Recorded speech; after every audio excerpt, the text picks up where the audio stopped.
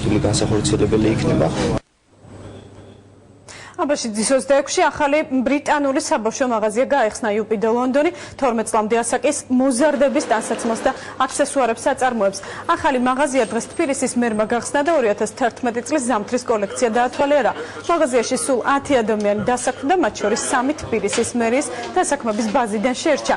უახლოეს მომავალში UPD ლონდონის წარმომადგენლები საქართველოში ქსელის გაფართოებას გეგმავენ.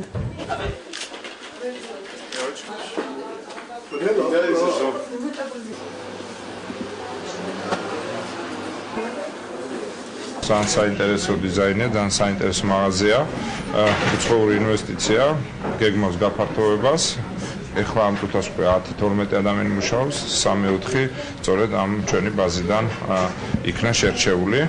და მე დარწმუნებული ვარ, რომ თანამშრომლობა ნელ-ნელა ინფორმაცია უფრო გადის, ჯერდება, ერთმანეთს ეკითხებიან, თუ ეს ხალხი ამართლებს და მიხარია რომ უმრავლეს შემთხვევაში სწორედ ამართლებს,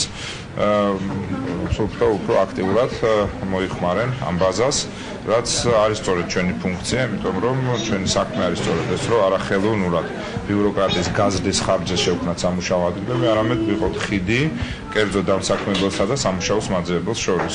Good things in fair prices to Tbilisi. ჩვენი მაღაზია მომხმარებელს კარგ ხარისხს და განსაკუთრებით დაბალ ფასებს თავაზობს. მთელი კოლექცია ლონდონიდან ჩამოვიდა. აქ 12 წლამდე ასაკის ბავშვებისთვის ყველაფერია წარმოდგენილი. მშობლებს შეუძლიათ მათი პატარებისთვის ახალწლო საჩუქარი შეარჩიონ.